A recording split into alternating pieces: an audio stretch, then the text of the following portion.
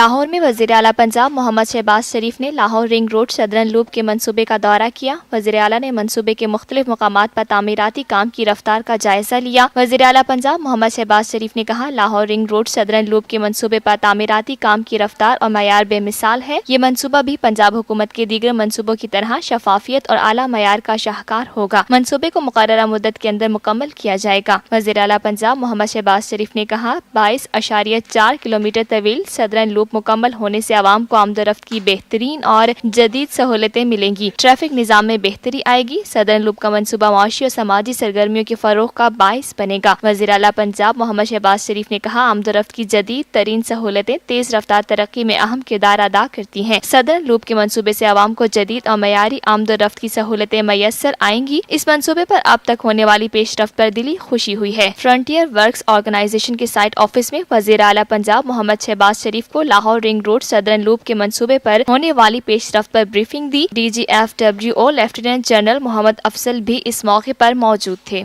पाकिस्तान हम सबका, हम सबका, हम सबका पाकिस्तान हम सबका, हम सब। मैं सईद अख्तर, तसव्वुर से तस्वीर तक हम सबका पाकिस्तान। हम जिंदा कौम है, ताबिंदा कौम है, हम सबकी है पहचान, हम सबका पाकिस्तान। हमारी तरक्की और खुशहाली का राज इंसाफ और कानून की बालादस्ती में ही है।